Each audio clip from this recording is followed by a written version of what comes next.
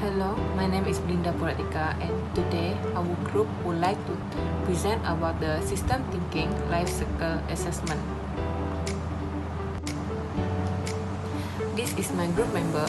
First is RAJADORAI, NURAIDATUL SUFIATIN, NABILAH, and me myself, BELINDA.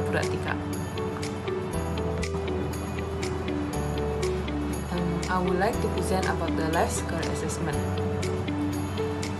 LCA is a systematic science-based tool for evaluating and assessing environmental effect through the time. And LCA can quantify the impact of single material in building while also measuring the building lifespan effect.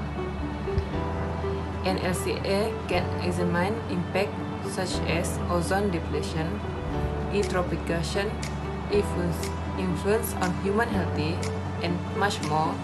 In addition to calculate greenhouse gas emission or a carbon footprint.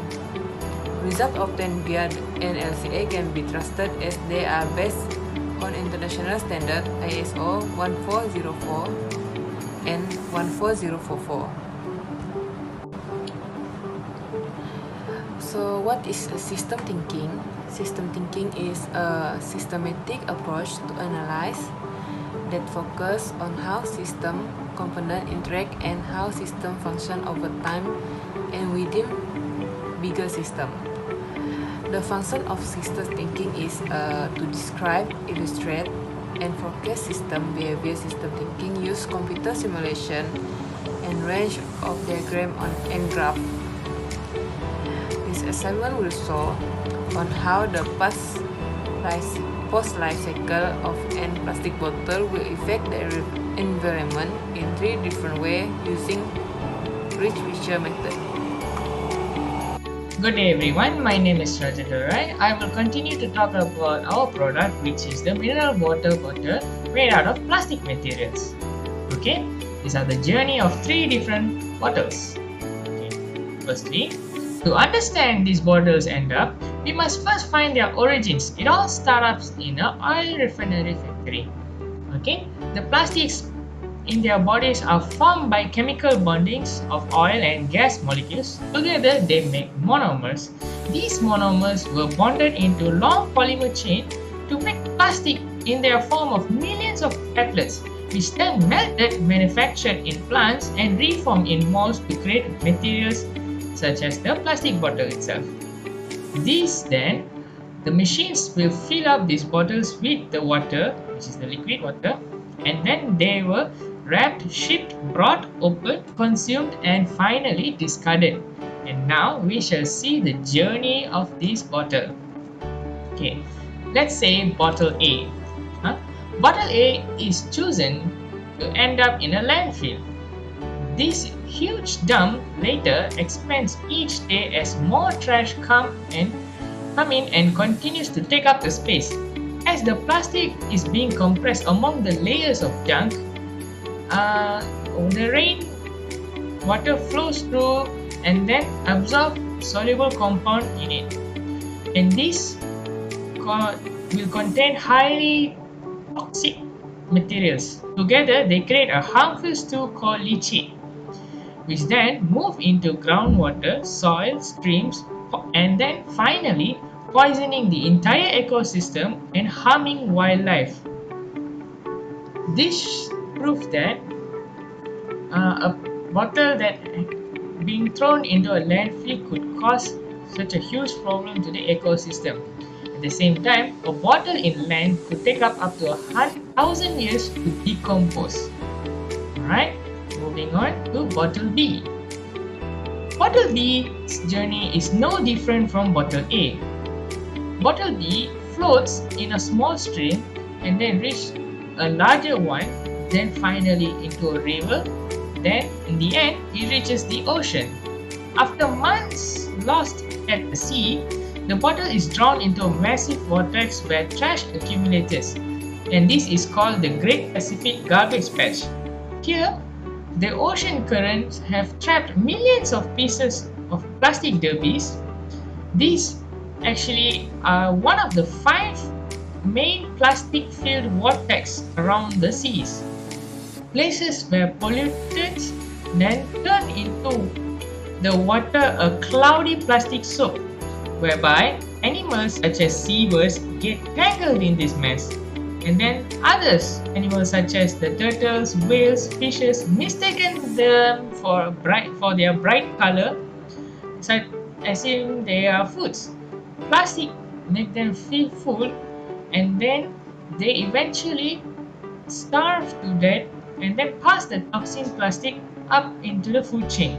For example, the fish is eaten by the squid is eaten by the tuna, and then the tuna is eaten by us.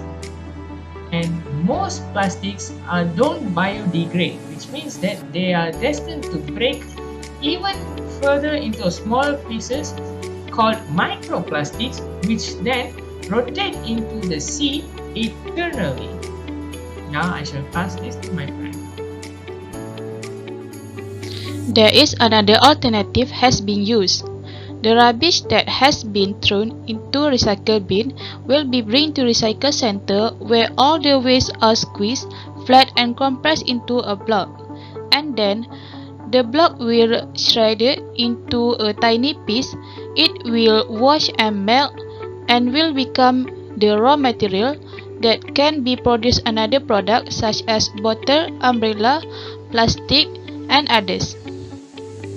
National Policy on the Environment.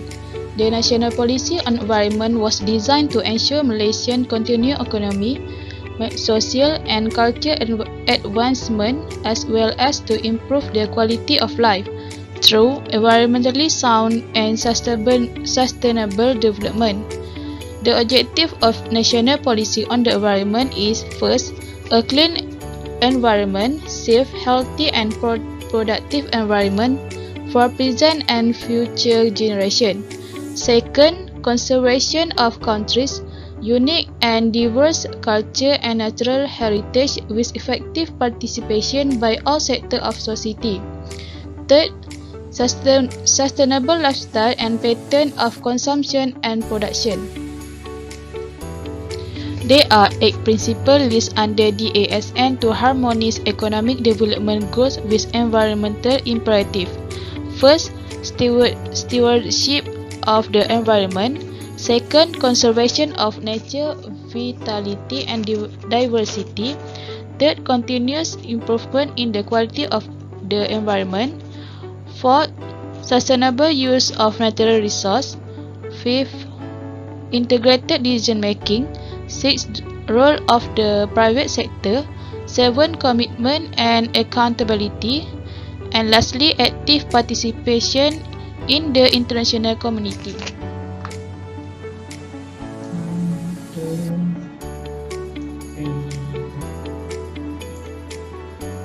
Stewardship of environment. Basically, environmental stewardship is actually the person who are very responsible on taking care of the environment.